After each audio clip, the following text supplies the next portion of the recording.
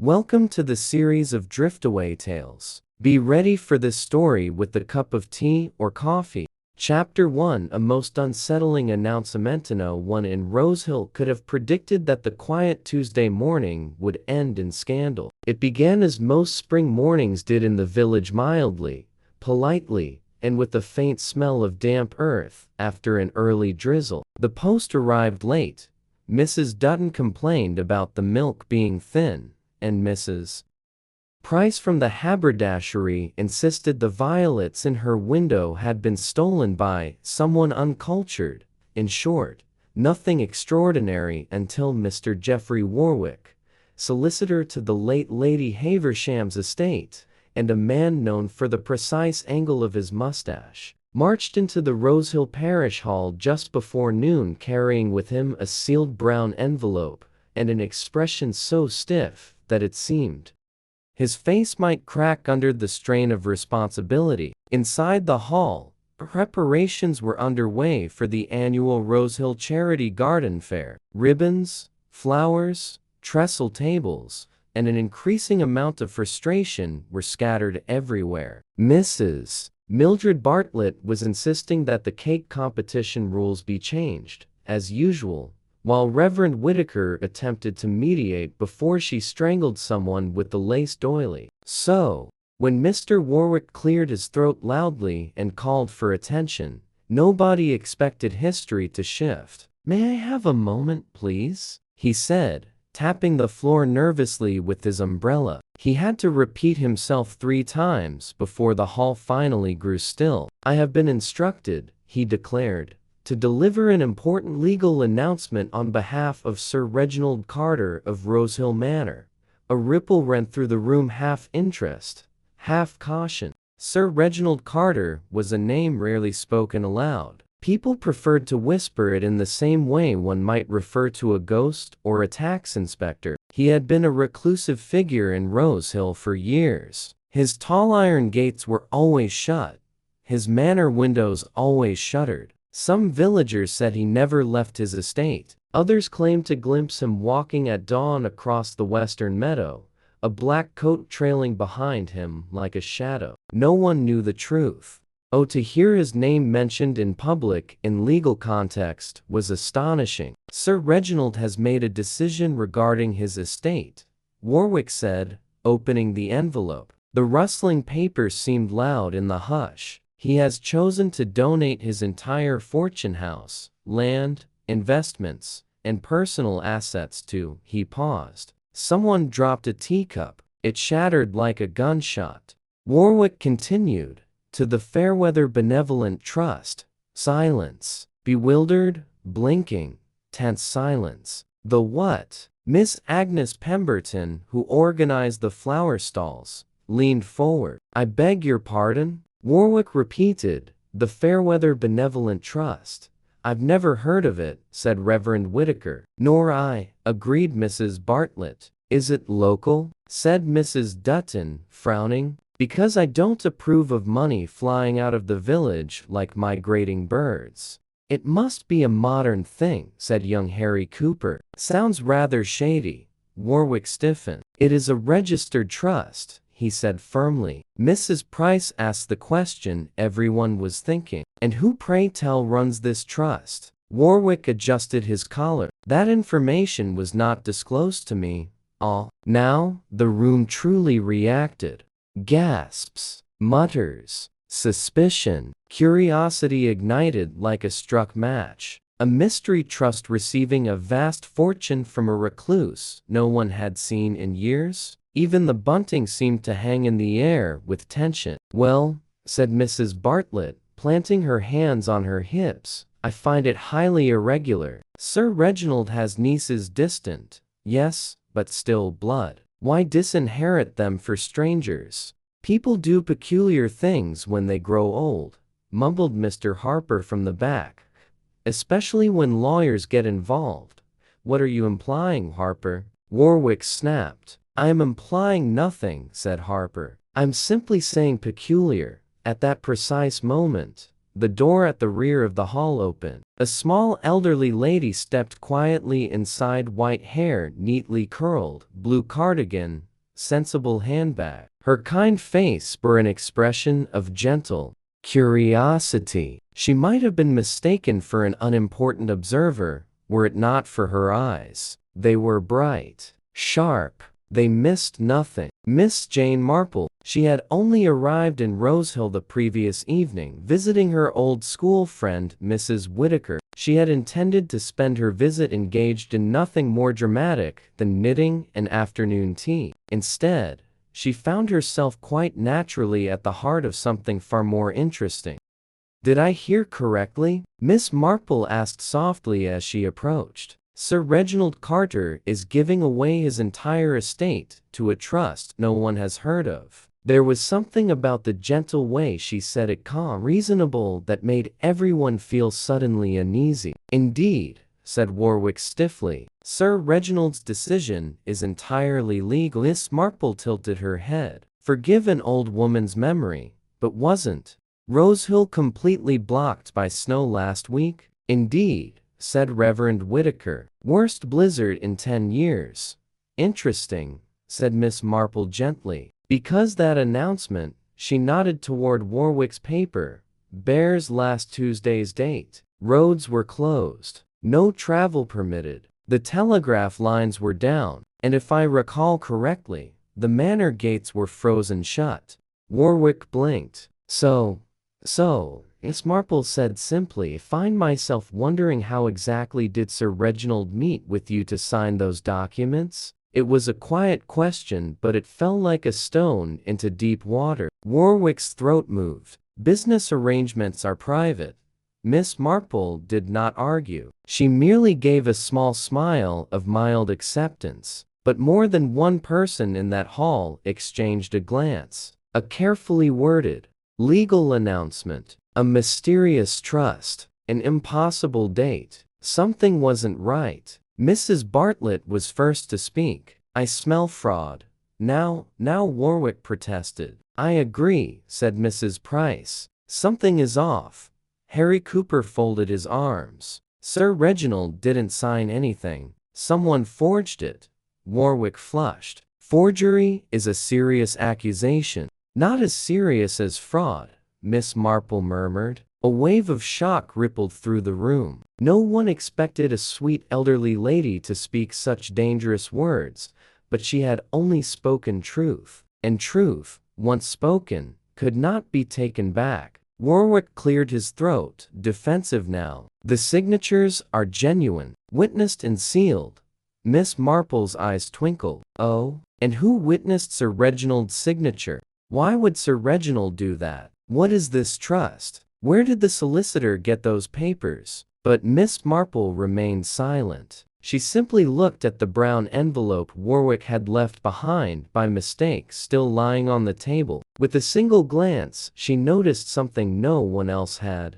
A faint ring of mud on the corner. Not Rosehill mud. This village had chalky earth. No, this soil was dark, rich, wet, woodland mud. From the fields near Rosehill Manor. Chapter 2. Threads in the snow. Morning after the announcement dawned with a brittle clarity, the kind of cold English light that makes every edge seem sharper. Rosehill's hedges glittered with a reluctant frost, and the lane outside the vicarage were narrow ridges where cart wheels had pressed the slush into pale ribbons. From the drawing-room window of the Whittakers' modest house, Miss Marple watched a little robin balancing on the stone bird bath, its chest bright as sealing wax. "Another cup, Jane?" asked Mrs. Whittaker, brisk, domestic, kind. "I've made a new pot since the first one cooled while we were in such a fuss yesterday." It was extraordinary, wasn't it? Mr. Warwick with his envelopes and important tones, quite like a schoolmaster catching boys with slingshots. "Another cup would be lovely," Miss Marple said, settling her knitting into the basket. "It isn't often one sees a whole village change its mind about a man in a single hour." "You mean Sir Reginald?" Mrs. Whittaker poured carefully. "It is astonishing. People have always spoken of him as hard and rather grim. And now Benefactor." "Only yes," Miss Marple encouraged gently. "Only it doesn't sound like him," Mrs. Whittaker confessed. "At least, Not the him we know from rumor. Rumor is a poor housemaid, Miss Marple murmured. She sweeps dirt into corners and calls it tidiness. Reverend Whittaker came in, his scarf tucked about his neck, bringing with him a thread of keen air. "Ah, Miss Marple, I've just come from the post office. Mrs. Pemberton is convinced the end of days is upon us. She says anonymous trusts are a modern sin." Mrs. Pemberton's view of sin is Catholic in scope, Miss Marple said mildly. "Did you learn anything useful among the stamps and indignation?" The vicar smiled ruefully. "Useful? Perhaps. Mrs. Pemberton insists that, during last week's blizzard, the post never made it past the turnpike. The lines were down, and the bus turned back at the mill. If Mr. Warwick met Sir Reginald on Tuesday, he didn't get there by any respectable means." Miss Marple accepted her tea. "People often do things by disreputable means. When in a hurry, Mr. Whittaker. It is the hurry that betrays them." Mrs. Whittaker pressed her lips together. "There's something else. Someone put a note through our letterbox at dawn. No name. Just a few words." She went to the sideboard, lifted a lace mat, and produced a narrow slip of paper, folded twice. Miss Marple opened it. "Let the matter rest. The trust is good. Do not meddle." There was no signature, but there was a faint, sticky scent about the paper, like pine smoke and something resinous. "Sealing wax," Reverend Whittaker ventured. "Not church wax," Miss Marple said, breathing in. "Something modern. And the fold is very crisp, as if done by a man who folds all things into neat thirds."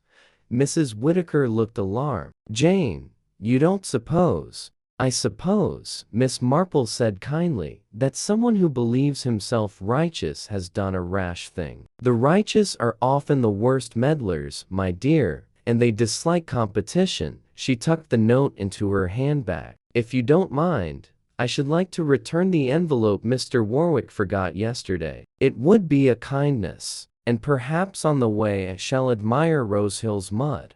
"Mud?" the vicar repeated. "Mud tells the truth more often than men do," Miss Marple said serenely, fastening her coat. The village had the particular hush of a weekday morning. At the corner, the haberdashery's window displayed pale ribbons and a stern advertisement for practical stockings. Mrs. Price herself was outside with the broom, sweeping yesterday's crumbs into the gutter as if crumbs were a personal insult. "Good morning, Miss O." She brightened. "You're Mrs. Whittaker's friend, Jane Marple."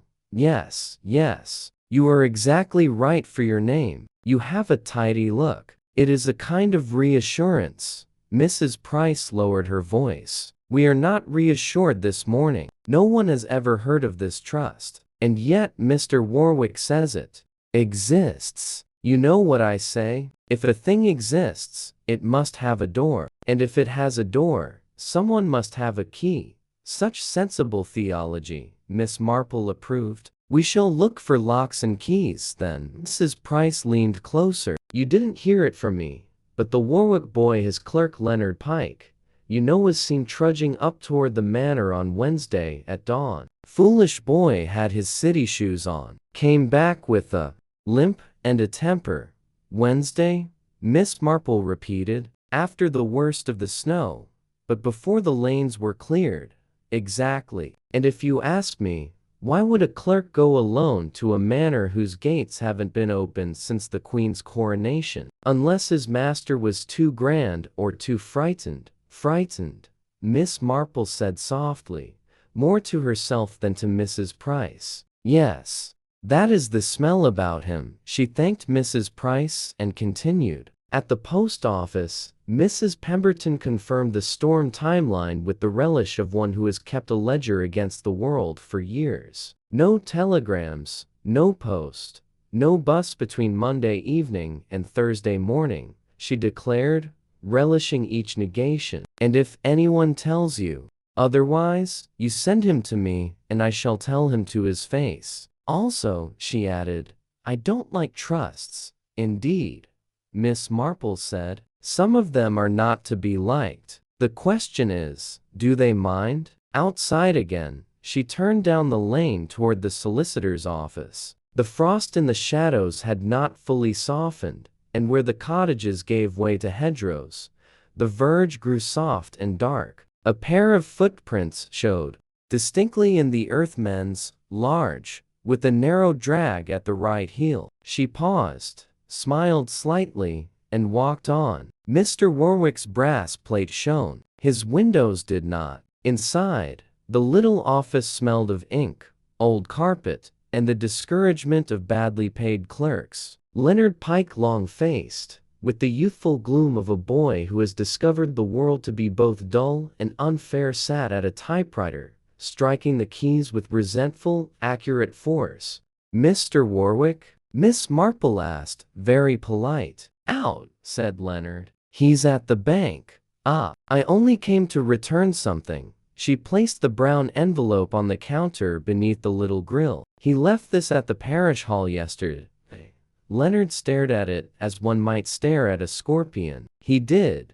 Did he? Well, I shall tell him he peered. This corner, what's that?" "Mud," Miss Marple said pleasantly. "From the West Meadow, I think. Very rich. Sticks to everything. I have a nephew whose boots once," she smiled, letting the sentence trail away into a harmless domesticity. Leonard's fingers smudged the corner in spite of himself. "I hate that place," he muttered. "It's all locked gates and a man staring at you from the curtains." "Sir Reginald stared at you from the curtains?" He started. "I didn't say that."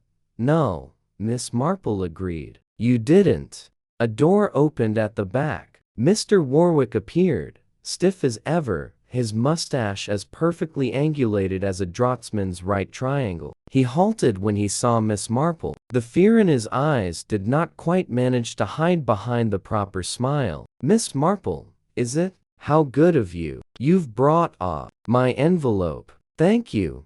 I dislike loose ends," Miss Marple said cheerfully. "They catch one's stockings." He took the envelope, and in that movement, Miss Marple noticed two things. First, his cuff bore a faint smear of grayish wax rubbed, as if hasty. Second, between the papers on his desk lay a thin pamphlet printed on cheap modern stock. "Fairweather Benevolent Trust, Mission and Governance." The ink had a shine that suggested it was very new, yet the fold lines were deep and old, 3 neat thirds, as if carried long in a breast pocket. "I shall leave you to your important morning," she said. "Only if you see Sir Reginald, do tell him Mrs. Whittaker is planting Michaelmas daisies along the church wall. Benefactors often prefer to see the things they will not live to enjoy." Warwick's mouth twitched. "If I see Sir Reginald, of course," Miss Marple said pleasantly, and departed. Outside, she took the longer route home by the lane that skirted Rosehill Manor. The great iron gate stood, as the village said, shut tight, their black bars roping together in a handsome, forbidding curve. Snow lay in a furred line along the bottom rail like a white fox asleep, but to the left, partly hidden by holly, was a smaller postern gate. Its latch wore a recent polish of human hands. In the soft verge nearby, Miss Marple saw the same large footprints with the right heel drag. They led to the postern gate and stopped upon the stones inside, where prints would be harder to read. She gazed up at the house, gray, blank, shuttered. No face at any curtain. No thread of smoke from the tall chimneys. Only the rookery and the elms complained about the cold, flapping like old black umbrellas. "Locks and keys," Mrs. Price had said. "Very good. There were locks here. There would be keys." And keys, in villages, always had custodians, men who oiled hinges and kept their mouths shut and thought themselves of no account. Such men noticed everything and spoke only when asked politely. She turned back. On the hedge at the lane's bend, a scrap of gray wax clung to a twig, as if winter's sleeve had brushed it there. Pine-scented, modern, out of place among the holly. By the time Miss Marple reached the vicarage gate, the robin had returned to the bird bath. She thought briefly of Steety. Mary Mead, of a greengrocer who once folded his weekly accounts into perfect thirds and told lies with the neatness of his sums. Men inclined to neatness disliked improvisation. When forced to it, they left gaps tiny, clean-edged gaps one could slip a question into and pry open with a smile. She went indoors, warmed her hands at the fire, and told Mrs. Whittaker that the lanes were very pretty after frost. Then she asked, as one might ask for the salt, whether Rosehill possessed a handyman or caretaker who had private keys for the manor. Of course, Mrs. Whittaker said. Mr. Cribbins. He used to do the furnace and a little mending. Lives by the mill. Does he indeed? Miss Marple said, and her eyes, bright and mild, fixed for a moment on the flames. How very convenient.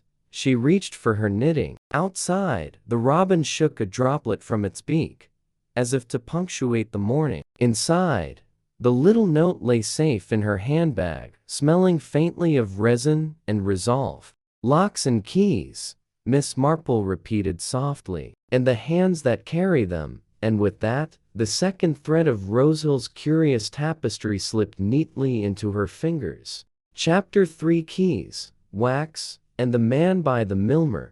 Cribbins's cottage stood where the river slackened beside the mill, an old, low place with a humped back and a door that seemed to bow in apology for letting the cold in. Smoke rose thinly from the chimney. A heap of cordwood lay stacked with the precise heed of a man who liked things ready before they were needed. Miss Marple paused at the gate to admire a line of oil cans hung by size under the eaves. Such tidy ducks, she murmured, and knocked. He opened to her at once. A weary man in his late 60s, cap flat on a head of steel brush hair, eyes the mild blue of old china. The first thing she noticed was not his face, however, but his hands clean, with the faint sheen of paraffin and the smell of metal polish. Morning, he said, almost shyly. If it's the vicar's hedge trimmer, I've sharpened it. How very thoughtful, Miss Marple replied. But I come on my own account. I am Jane Marple, Mrs. Whittaker's guest. Ah, he said, as if that explained her presence entirely. Come in. Mind the step. The cottage was as neat as the oil cans, simple, scrubbed, the hearth swept, a kettle beginning to whisper on the hob. On a shelf by the door hung a board, with half a dozen keys each labeled in a tidy script. She let her eyes pass over them with the innocent curiosity of a sparrow. Sit you down, said Mr. Cribbins, setting out a mug. Tea'll be a minute. You've walked from the vicarage? Frost's a bother this morning. It preserves footprints beautifully, Miss Marple agreed. He glanced at her, and something amused crossed his face. I was told, Miss Marple said gently, that you used to mind the furnace at Rosehill Manor. Used to, he said. Not this winter. Told there wasn't the need. House shut up proper. By whom were you told? Mr. Cribbins. He lowered himself onto a stool. The solicitor's clerk. Young fellow. City shoes. Poor choice for our mud. Leonard Pike, Miss Marple supplied. That's him. Came at first light Wednesday, week of the snow, said Mr. Warwick's compliments, and I was to check the postern hinges might need easing if anyone should call. Never said who. And you went? I go where hinges squeal, he said simply. A squeal's a disrespectful thing, Miss Marple sipped. The tea was strong and honest, like the cottage. Were the gates as the village describes frozen, and the main ones chained? Chained and iced, he said. But the postern, there's a trick to it. If you know the sag. Key's stiff, but if you lift a little as you turn. He lifted a hand, demonstrating the movement without needing a key. That gate gives up her temper if you're patient. You have a key, Mr. Cribbins? He glanced, almost apologetic, toward the labeled board. Held it for years, with the house's blessing, to mind the pipes, the furnace, and the roof when tiles loosen. It's not mischief to have keys, miss, if you've work to do. No, Miss Marple agreed. It is mischief only to use them badly. Did you, by chance, see anyone else use that key last week? He hesitated. Saw the clerk go and buy it that morning. Came back an hour later with a heel like a lame duck. Right foot draggy. He had temper with it, which never helps a limp. Later that day toward evening, the solicitor himself came. Not by the road, from the path over the meadow. Coat spattered, mustache askew. I was by the mill sluice. He went in quick, came out quicker. Alone, as far as I saw. He held his umbrella like a cudgel. Men hold umbrellas, honest or dishonest. There's no middle. His was the second kind. Miss Marple's eyes twinkled. You are a philosopher, Mr. Cribbins. Nay, just a looker. He nodded toward the shelf by the hearth. That's his wax, I reckon. His wax? Dropped outside my gate that evening. Little flake of gray, not candle grease. Modern stuff. Pine stink to it. I keep things that don't belong till they're asked for. He produced a small tobacco tin and, with ritual care, opened it. Inside lay 2 brittle flecks of gray, faintly scented, exactly that resinous note from the anonymous warning at the vicarage. You're a careful man, Miss Marple said, closing the tin and sliding it back to him. Things talk, he said, if you keep them quiet long enough. They say it proper. And Sir Reginald? Miss Marple asked softly. Did the house make any living? Sounds the kind that don't come from pipes. He looked into his mug for a moment. I never saw him. Not last week. Not these past months. Once in autumn, heard a cough, could have been old room dust for all a man knows. Curtains haven't moved in a long time. Kitchen had tins set neat, dust on the tops. The sort of dust that sits because no one nudges it with an elbow finding the salt. So the house was kept tidy like a storybook, Miss Marple murmured. But no one ate the porridge. He smiled despite himself. Right you are, miss. May I ask one more impertinence? She said. Did you receive any written instruction to adjust the postern? Note in my box. He got up, rummaged, and produced a folded strip. It was creased in exact thirds. Inside, a blunt message in blockish hand. Attend to postern hinges Wednesday dawn. Payment at week's end. G double. Miss Marple considered the letters. The strokes were patient, almost too patient, the writing of a man who does not like to write, and therefore makes each letter a little poster of itself. Practical, she said, and folded with discipline. Thank you, Mr. Cribbins. You have been kind to let an old woman indulge her curiosity. He shrugged. Locks and keys, he said. Someone's got them. Someone keeps them. Someone loses them. If a thing's honest, it can stand to be looked at. Outside, the river slid by with a sound like someone smoothing a tablecloth. Miss Marple, crossing the little plank bridge, felt the peculiar contentment that came when disparate threads started to recognize each other as a pattern. Back at the vicarage, Mrs. Whittaker met her at the door with cheeks pink from excitement. Jane, we've a visitor. I nearly sent him away for being rude, but he is family, so I thought perhaps. The drawing room held a tall woman in her early 30s, well dressed in the careful way of those who have learned to make last year's coat look like this year's. Her hands clutched a leather document wallet, and her mouth, though composed, had the pinched set of a child determined not to cry. Miss Marple, this is Mrs. Beatrice Larkin, said Mrs. Whittaker, Sir Reginald's niece, by his younger sister. Mrs. Larkin added, with a kind little bow, I am sorry to descend upon you, but Mr. Warwick would not see me, and I thought perhaps I might find a mind to listen. Listening, Miss Marple said, is the oldest charity. Mrs. Larkin sat. The wallet trembled slightly in her hands. She steadied it with effort. I came from Exeter this morning. I heard. Everyone has heard about the trust. My husband says we must accept what is done, but I am not even thinking of money. It is the indecency of it, of strangers taking the house. My mother was married from that house. There are trees in the south garden that my grandfather planted. And besides," her voice tightened, "it is not like Uncle Reginald to make a public gesture. He disliked audiences." Miss Marple folded her hands, mild. "Did you see him recently, my dear?" "Not since September. I was refused at the gate politely by Mr. Cribbins, but refused. I was told my uncle was unwell and could not receive me. Mr. Warwick sent me a letter 2 weeks later. It said my uncle wished privacy and would see no one. The signature was different." She opened the wallet and laid out 2 sheets. A birthday note from 2 years ago in a tidy, crabbed hand, and the recent letter, signed R. Carter. The letters larger, rounder, more modern. "Men's hands change," Mrs. Whittaker offered, with well-meant hope. "They do," Miss Marple agreed. "But they do not learn youth again, at least, not in their letters."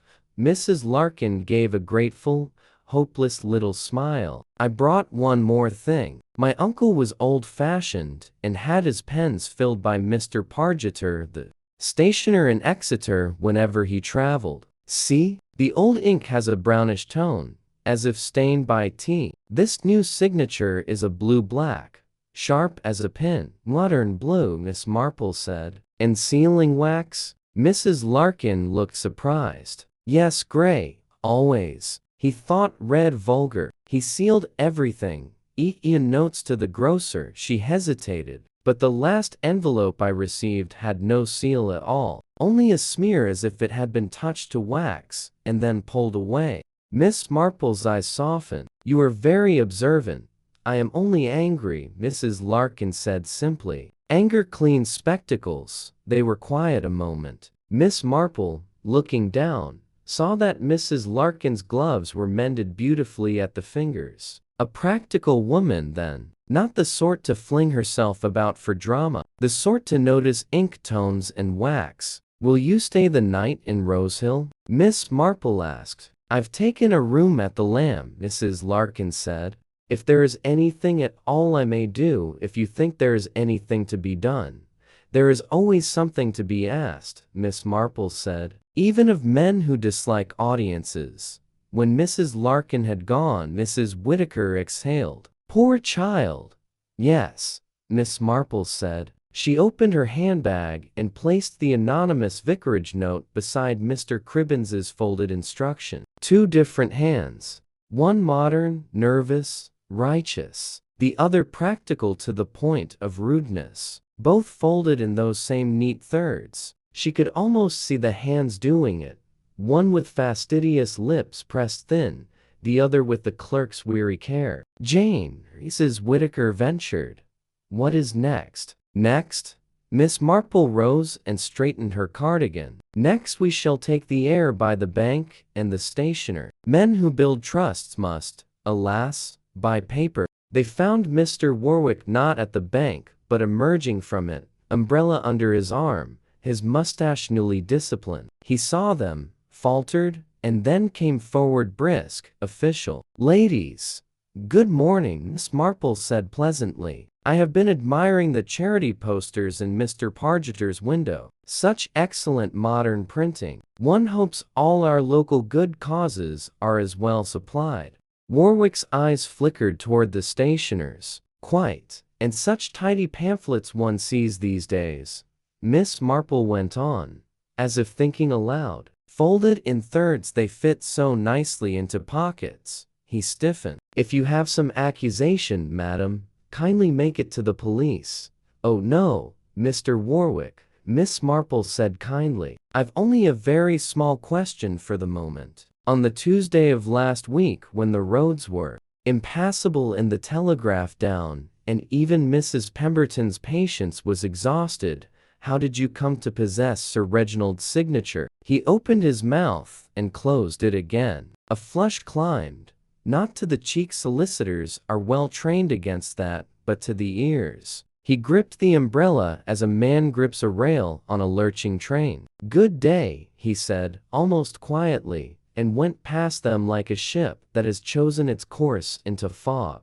"Now then," said Mrs. Whittaker in a small voice, Now then, Miss Marple echoed. A gentleman who has told the truth does not blush in his ears for it. They crossed to Mr. Pargeter's. The bell tinged. Paper, nibs, and wax lay in well-behaved rows. Behind the counter, Mr. Pargeter himself looked up, a plump man with spectacles that lent dignity to a face otherwise too inclined to kindness.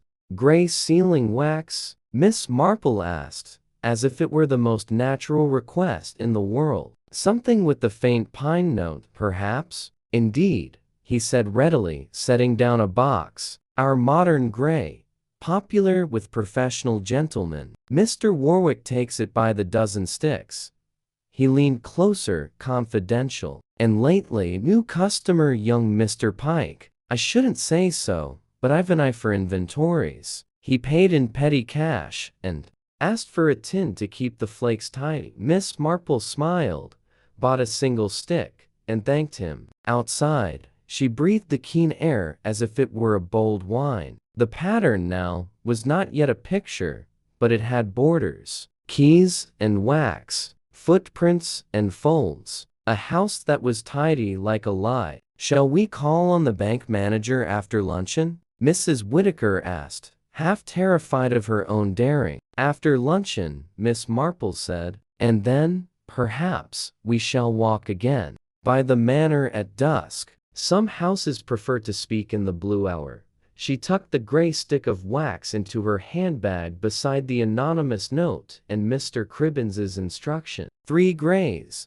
3 folds, 3 men who believed their orderliness and alibi. Men do love their tidy ducks, Miss Marple said, thinking of the oil cans under the eaves. It is so unfortunate that ponds have mud.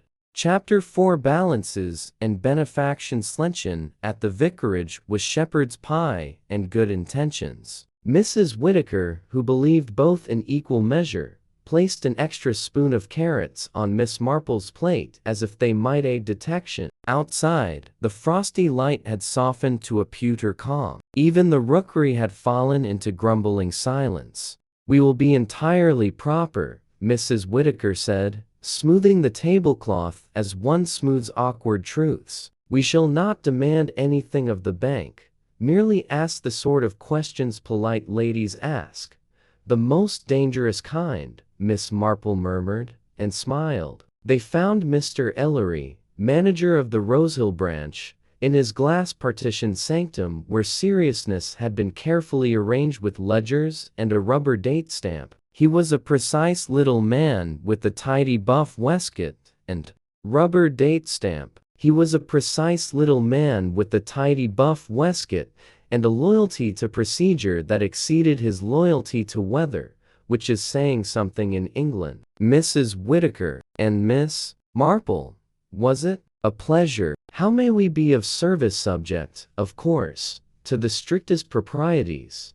The last phrase was placed like a small brass plaque between them and the truth. Miss Marple admired the plaque, then ignored it gently. We were only wondering, Mr. Ellery, whether Rosehill ought to prepare for any changes at the manor. Charitable transfers sometimes entail repairs, removals, men tramping over the cemetery wall, things of that sort. The village grows quite muddled if not forewarned. Mr. Ellery's fingers hovered over his date stamp. Quite. He set it down. As a matter of perfectly general information, I can say the bank has been advised of certain intentions regarding the Carter estate. However, any operations would depend upon signatures and instruments which, naturally, we must verify. Naturally, Miss Marple agreed. Verifying signatures can be so fatiguing during inclement weather. Why, even the post was fatigued last Tuesday. Something flickered behind the spectacles. The manager adjusted a paperclip that did not require adjusting. Indeed, Mrs. Whittaker, encouraged, ventured. One hears that Sir Reginald has signed a gift to a trust no one knows, and that Mr. Warwick is facilitating the goodness of the thing. Mr. Ellery breathed the careful breath of a man balancing on a freshly painted fence. We received last week a sealed instruction purporting to bear Sir Reginald's hand. It arrived Wednesday morning by private messenger. Our porter remembers the gentleman chiefly for the state of his shoes. City shoes? Miss Marple inquired. Entirely unsuited to our lanes. Mr. Ellery allowed himself the ghost of a smile. The instruction authorized preliminary arrangements relating to the formation of an endowment with the body styling itself the Fairweather Benevolent Trust. As yet, no account in that name has been opened at this branch. Formation? Miss Marple repeated gently. So the trust is more aspiration than actuality. Aspiration with stationery, Mr. Ellery said, then colored faintly. I should not have said that. There was a pamphlet enclosed mission, and aims folded in 3. Modern print. Mrs. Whittaker brightened. From Mr. Pargeter, I dare say. He's very modern.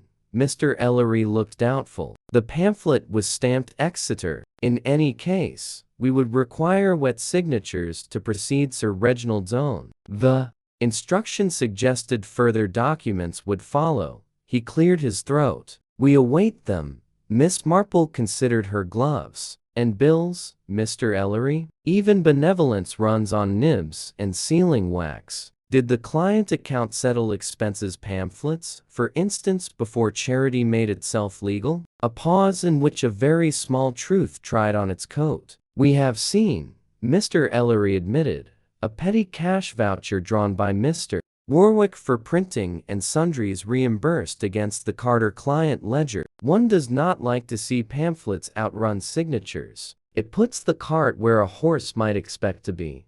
How poetical, Miss Marple said, eyes mild. He hesitated, then added the sort of thing bankers say only when they believe the person before them has already guessed it. Also a small check last week to a Mr. Cribbin's maintenance of postern hinges. It is not my practice to memorize such items. The novelty recommended it to memory. How conscientious of philanthropy to begin at the gate, Miss Marple murmured. Mr. Ellery's shoulders softened infinitesimally. Mrs. Whittaker, you may assure your parishioners that nothing will be altered at the manor without proper proofs. We are, if I may adopt the phrase, on our guard.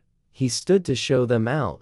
Then, as if remembering a favored hymn, added, and if one were given to small observations, one might note that the alleged signature we received was in an ink more forward than Sir Reginald's habit, a blue-blacked eager for an old man's hand.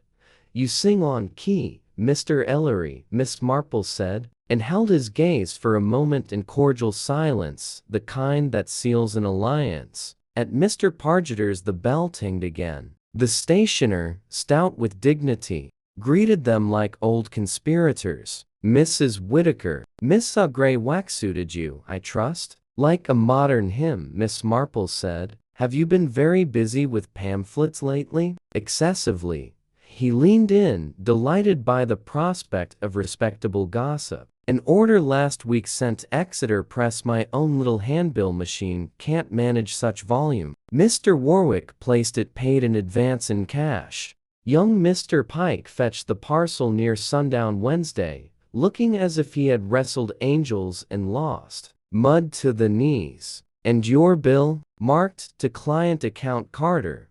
Very handsome paper, that ledger of Mr. Warwick's, he sighed. I myself prefer to be paid by the Almighty, but the Almighty tends not to settle monthly. A gust of air swirled the door. A single pamphlet lifted from the counter and drifted to the floor with a papery sigh. Miss Marple stooped. Fairweather, Benevolent Trust, Mission and Governance. It smelt faintly of ink and the bustle of men who like their good deeds printed in bold. The fold lines, as ever, were exact. Thank you, she said, returning it. It is a comfort to know righteousness is so well collated. They took their leave into an afternoon that had dulled into silver. The east wind carried a needle. It pricked ears and made one wish for tea. Miss Marple, Decline the vicarage hearth on a whim older than reasoning. Dusk speaks to houses, she said. Let us walk by the manor.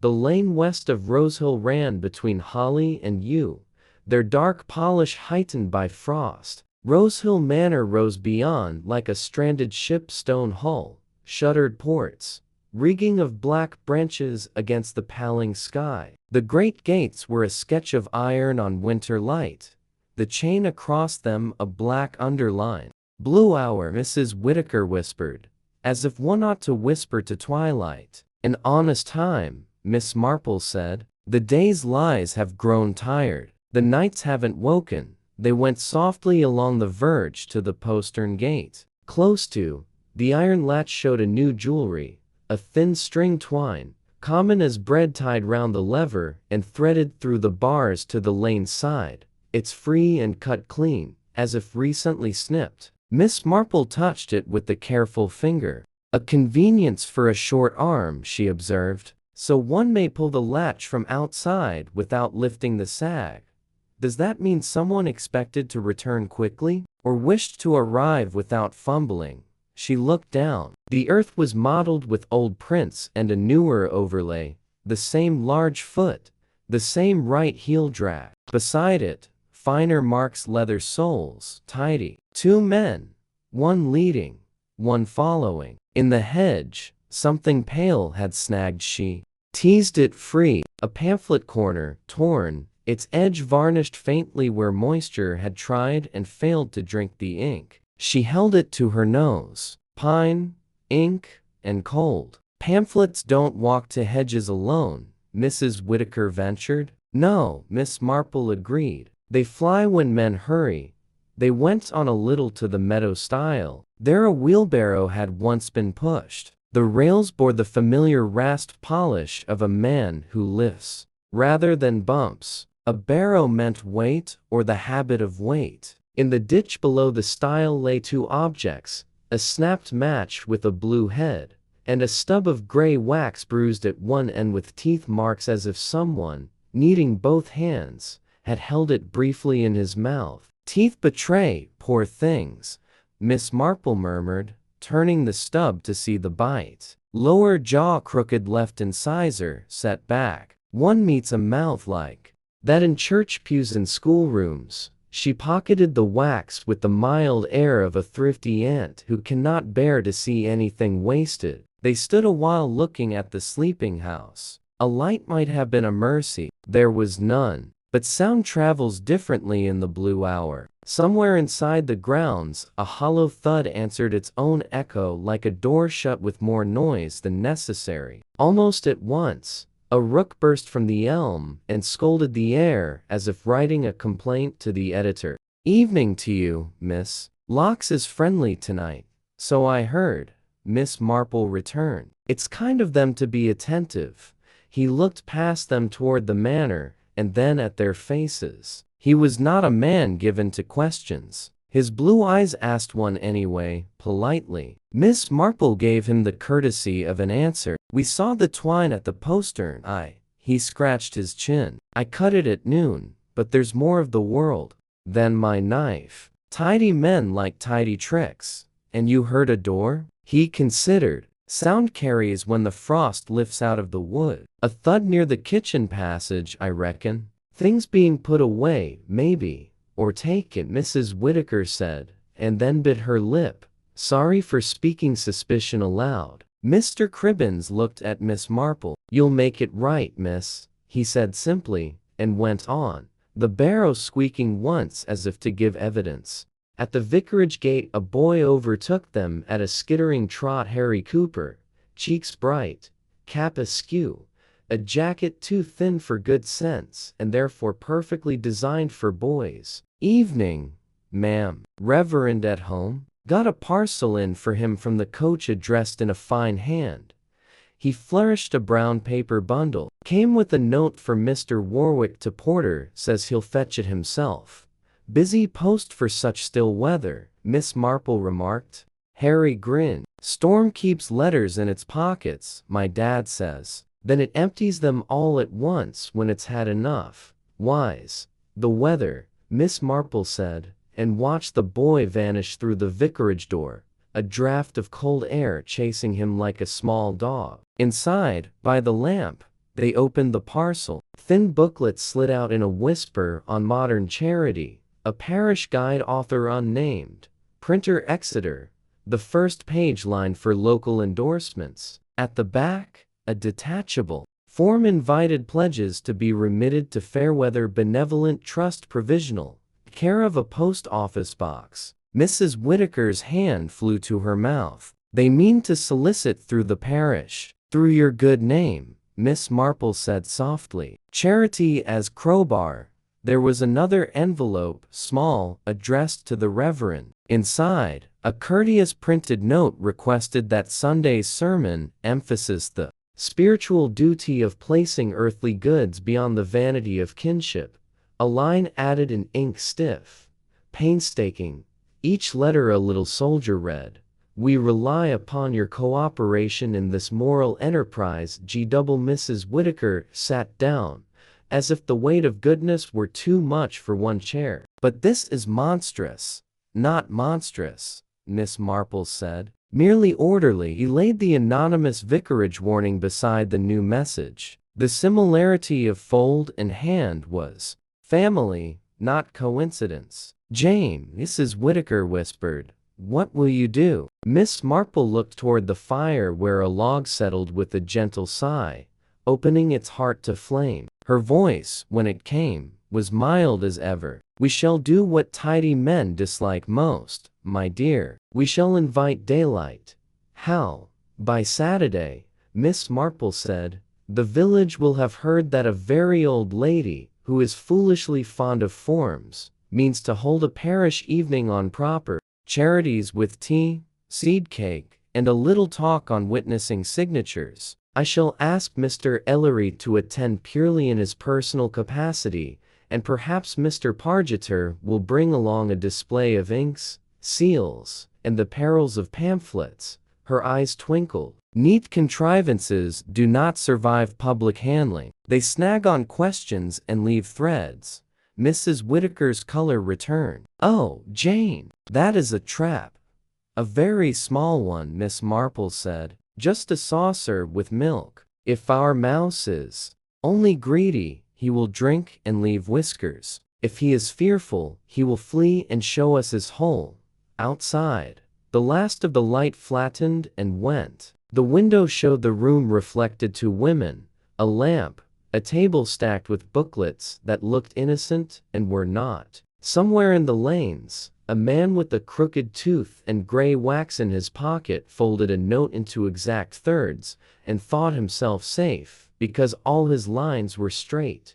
Chapter 5 A Parish Evening on Proper Charities. The notice appeared on Thursday morning with the quiet firmness of village law.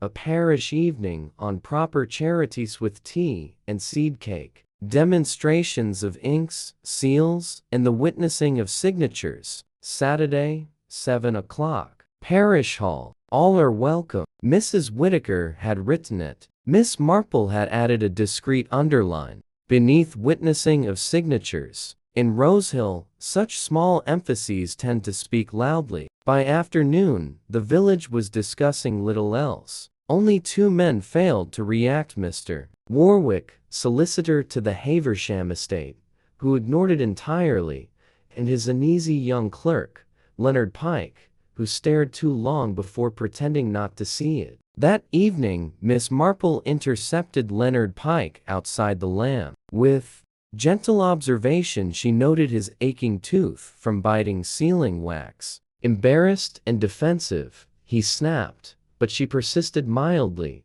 pointing out the dangerous habits of those who obey orders without understanding them. Slowly, she drew from him small confessions. He had carried sealed instructions to the bank, delivered pamphlets, and taken a mysterious parcel to Rosehill Manor. He had also written his own name on Porter Chit's proof that someone else preferred to keep their own name absent from dangerous errands. When she asked who had witnessed Sir Reginald's signature during the village road closure, Leonard flinched but refused to answer. Miss Marple left him with a quiet warning, Neatness was not the same as cleanliness, and trust broken once is hard to mend. Saturday evening brought a charged atmosphere to the parish hall. Lamps glowed. Tea steamed. Mrs. Price wore lace. Mr. Ellery, the bank manager, sat discreetly in the second row. Mr. Cribbins from the yard came only to see what would happen. Boys like Harry Cooper came because they always did. Last to arrive with the chilled dignity of someone expecting admiration was Mr. Warwick. Mrs. Whittaker opened the gathering, then invited Miss Marple to speak. In her soft domestic way, Miss Marple compared legal trust to kitchen honesty. You cannot ask a neighbor to take your pie from the oven and then claim you baked it yourself. Seals, signatures, promises, they must belong to those who make them. Mr. Pargeter demonstrated old versus new ink, warming wax, folding documents into tidy thirds. All harmless things until someone uses them to hurry false virtue. When Miss Marple displayed 2 samples of Sir Reginald's signature, one genuine, one forged, the room understood before she spoke a word. Mr. Warwick stiffened. Questions came. Who had witnessed Sir Reginald's recent trust papers? Who held the keys? Who had seen him sign anything at all? Leonard Pike finally rose, shaken but honest. I witnessed nothing, he said. Mr. Warwick snapped at him to sit down too quickly. The room shifted. Suspicion became conviction. At that moment Harry Cooper burst in with a telegram. Miss Marple read aloud. Sir Reginald Carter has been living at St. Cyprian's convalescent home since October and will sign documents only in person when well enough. The truth landed like cold iron. Mr. Warwick attempted explanations, but daylight had found him out. He left the hall under the heavy silence reserved for men who thought themselves cleverer than their neighbors. Leonard Pike remained no longer small, but relieved. Mrs. Whittaker whispered to Miss Marple, "It was cruel." "No," Miss Marple replied. "Cruelty is sharp." This was daylight.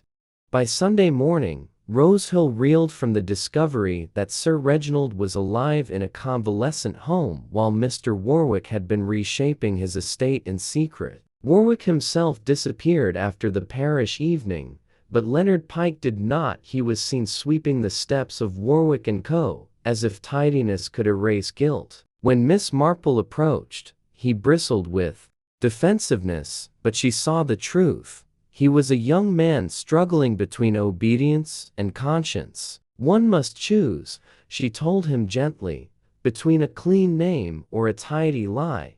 At the vicarage, Mrs. Whittaker fretted over village uproar, but Miss Marple insisted that before consequences must come facts. Their conversation was interrupted by a breathless Harry Cooper bearing a note sealed with half-rubbed wax. It contained only 5 words. Meet me, behind mill, midnight. Come alone. The handwriting was Leonard Pike's. That night, under a pale moon, Miss Marple went to the mill. Leonard emerged from the shadows, hollow-eyed and afraid. He confessed that Warwick had convinced him the trust was legitimate, that Sir Reginald wanted to protect his estate from greedy relatives. Leonard had believed it a noble mission until Warwick's orders became secretive. Sealed messages, hidden deliveries, signatures kept from witnesses. The turning point had been a box Leonard delivered to Rosehill Manor. In the kitchen passage, he heard a weak human voice, proof that someone was inside. Someone being hidden. Could it have been Sir Reginald? Miss Marple asked. Leonard wasn't sure. Worse, he believed another unknown man was watching the manor grounds. Someone larger and more dangerous than Warwick. I don't want to go to prison, Leonard whispered. You must stop being silent, Miss Marple said. He took a long breath and nodded. I'll tell you everything.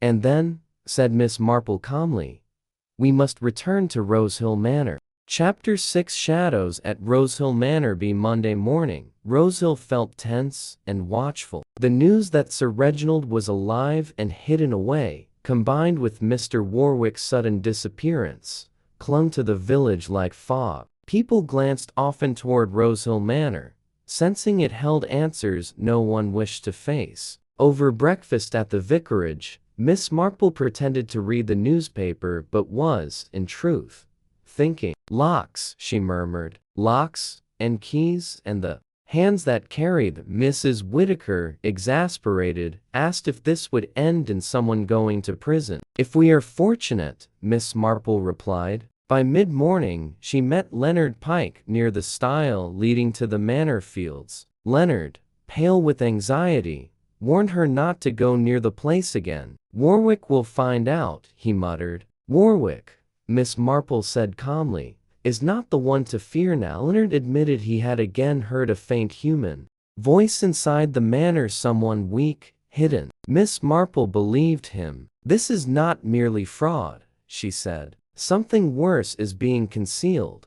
Despite Leonard's panic, Miss Marple insisted they go to the manor at once. No time is more inconvenient for wickedness than when it least expects visitors, she said. The postern gate opened exactly as Leonard had previously described. Inside, the manor grounds were cold, watching, alive in a strange way. Near the kitchen yard, Miss Marple noticed a wheelbarrow containing rope, blankets, and an oil lantern, things that spoke of secret labor. Footprints marked the mud again, the large dragging heel prints and another lighter pair. They reached the kitchen door. Fresh scratch marks showed someone had struggled hastily with the latch. Miss Marple knocked. Leonard stared in horror. The door opened a crack. A man stood inside, broad, iron gray, and stern. It was Mr. Cribbins, the quiet path mender from the village. Only now, he did not look mild, he looked dangerous. A revolver hung at his belt. What do you want? He said flatly. A cup of tea, Miss Marple said pleasantly. And a word. Cribbins ordered them to leave. When Miss Marple asked whether Sir Reginald was inside, his silence was answer enough. He closed the door. Leonard panicked, but Miss Marple remained calm. Cribbins was involved, but perhaps protecting someone. A crash sounded from inside the manor, and a cry was muffled quickly. Leonard begged to act, but Miss Marple refused. Force is useless, she said. We wait. Warwick will be desperate tonight, and desperate men make mistakes. Leonard swallowed. So we're setting a trap? Miss Marple's eyes glinted. We already have, she said. That night Rosehill lay under a strange chill, as though the cold came from the ground itself. Miss Marple prepared for what was coming by leaving a decoy letter in her room, bait for whoever might search her belongings. At 11:30, Leonard Pike signaled her with 3 taps at the window, and the two set off toward Rosehill Manor. Someone followed them in the dark, just as Miss Marple had expected. Lantern light flickered through the manor shutters, signs of life inside the supposedly abandoned house. Through the postern gate, they entered unnoticed. The wheelbarrow and blankets they had seen earlier were gone. Only footprints led toward the house, one dragging and heavy, the other determined. Mr. Cribbins was here again, and so was someone else. Inside, the kitchen passage smelled of oil and fear. A crude wooden crate lay open with a blanket inside. Someone had been sleeping here. Then Miss Marple found the metal cabinet. Inside were bottles of morphine, bandages, medical tools. They're hiding a patient, she said. A crash came from upstairs, followed by a cry. Before they could move, Warwick raced into the kitchen passage, wild-eyed and desperate, searching for something. He found rope missing and cursed.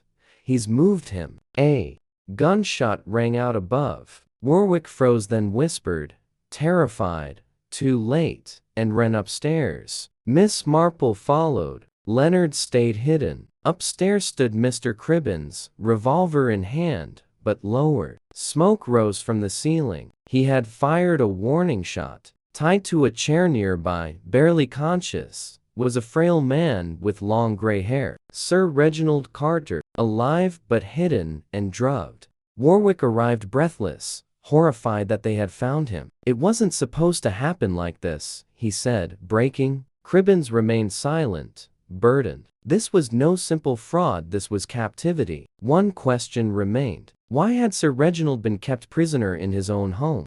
And all chapter daylight at Rosehill Manor. For a long moment no one moved. The lantern flame quivered and made a map of lines across Mr. Cribbin's face. He looked like a man who had dug a grave with his bare hands, and now stood inside it. Warwick looked worse, haunted. Righteous armor peeled away like wet paper. Miss Marple stepped to the bound man in the chair, touched 2 fingers to his wrist, and listened. "He's alive," she said. Sir Reginald's breath came thin but steady. His eyelids trembled as if nightmares and waking had not yet agreed who owned him. "I," Cribbins answered, voice roughened by months of vigilance. "Alive, because I kept him so." "But hey," Miss Marple replied gently, "hidden from the world." Warwick ran a shaking hand through his hair. "We didn't have a choice." "There are always choices," Miss Marple murmured. "Some are simply harder to live with." Down in the kitchen passage, Cribbins set water to boil as though truth required heat to make it pour. "It began," he said, "in October. Sir Reginald fell down the library stairs, ribs broken, a cruel blow to the head. He loathed hospitals, ordered silence, and trusted Cribbins to nurse him. 3 days later, Warwick was found rummaging in the study, a copy of a new will in hand, the version that restored the estate to family. Warwick had other ideas, a benevolent trust, a doctrine of order masquerading as charity. When persuasion failed, pressure followed. Cribbins hid Sir Reginald in the old servant's study and told the village the master had gone to the coast. It should have been enough. It wasn't. Visitors came. One man, bought with silence, asked too carefully where the ground lay softest behind the manor. He brought a pillow to a sick room and a knife to an old man's throat. Cribbins met him first and last. The skull's crack was decisive, the burial swift and desperate. "I meant to save him," Cribbins said, gaze fixed on the little blaze under the kettle. "I knew no court would hear a caretaker over a solicitor." Miss Marple let the confession settle like ash. At last she nodded. "You saved his life." Warwick flinched. "I never meant harm," he said sharply. "I meant stewardship. Sentiment would have ruined this house. Control," Miss Marple corrected, "mild esteem. Your virtue's favorite disguise." Boots thudded on frozen earth. Rosehill, drawn by rumor and a stubborn moral electricity, had come to its forbidden door with lanterns, shawls, and certainty. Miss Marple barred the way with calm. "There is illness in this house," she told them, "and fear. No one enters." Faces hardened, then softened. The village did what villages do when someone trustworthy tells them to wait. "Is he alive?" Mr. Ellery asked, voice measured. "Yes, Miss Marple said." The word cut the night cleanly. Dr. Hammond arrived with the bag and the authority of competence. Sir Reginald was lifted to a clean bed, the first real mercy in months. Cribbins kept watch on the landing like a quiet hound. Leonard Pike, white with recent honesty, took the gate to misdirect the curious. Warwick sat alone in the study, stripped of pretense, and looking like a man momentarily surprised to find himself smaller than his intentions. Miss Marple moved among them, tightening loose threads the way a seamstress rescues old cloth. Tug, smooth, wait for the pattern to declare itself. Near 2 in the morning, she stepped into the freezing garden and thought aloud, breath pale as chalk. The fall had been accident, not attack. Warwick had seized an opportunity for moral authority, yet Warwick was bluster, not blood. Someone else had money's tidiness and violence's nerve. The printing paid in cash, the petty vouchers folded too neatly, the hush demanded of the vicar in a hand too careful to be casual. When the answer came, it did so without flourish. Mr. Ellery's lantern bobbed up the path, the mild bank manager with attentive eyes. He greeted her courteously. She returned the courtesy, then sat down, with grandmotherly precision, the arithmetic of his soul. Small sums skimmed from Carter accounts under the heading of unclaimed dividends, quiet reimbursements to presses and runners, threats written in other men's initials but folded in his own particular thirds, sealed with his gray wax. Tidy crimes abhor change, Miss Marple said. You feared audit, and so you needed Sir Reginald to remain weak or silent forever. Warwick made the noise. You moved the figures. Ellery's expression did not change. Something behind it did. And what will you do? He asked. Nothing, Miss Marple answered. The village has already arrived. Sir Reginald will speak when strong enough. He will remember who visited the night he fell. Cribbins emerged from shadow, Leonard and the doctor behind him. Mrs. Whittaker stood pale but resolute. Far down the lane, the steady boots of the police. By morning, the official words began. Inspector Graves took statements without cruelty. Warwick was charged with fraud and coercion. His face showed, for the first time, the astonishment of a man who cannot believe virtue has misled him. Ellery faced darker pages, embezzlement and conspiracy to murder. Respectability, Miss Marple observed, is a poor umbrella in heavy weather. Leonard Pike, who had carried neat lies and found them heavier than rope, confessed fully and was spared. Misguided involvement, said the inspector. A young man learning the cost of silence, said Miss Marple. A week later, January light made silver of hedges and forgiveness of habit. In the small morning room, Sir Reginald sat upright, stubbornly alive, with Mrs. Larkin pouring tea and Dr. Hammond drawing a line under his notes. Cribbins entered and moved differently now, as if relief had taught his bones new geometry. You saved my life, Sir Reginald told him. You'd have done the same, said Cribbins. Inspector Graves requested, for the record, Miss Marple's explanation. She gave it with her usual politeness, which is the most efficient scalpel known to pride. When the law had taken what belonged to it and left what did not, Sir Reginald spoke his will anew, this time in daylight. The estate would be held in a true trust for the village, overseen by his niece. Cribbins would remain as long as he wished. You owe your life to loyal, Miss Marple told him later, her smile like lamplight in a draught. I merely noticed it. At the gate, Mrs. Whittaker linked her arm through Miss Marple's and asked if villages ever returned to what they were. No, Miss Marple said, cheerful and kind. Nor should they. Growth keeps the heart honest. Lanterns glowed behind them. Ironwork no longer sighed with secrets. Somewhere a kettle found its proper boil. Humanity, generous as gossip, would supply the next mystery soon enough. For the moment, the last square of a blanket awaited. Binding off, and daylight plain and sentimental, healing daylight lay across Rosehill like a benediction. Thanks for watching.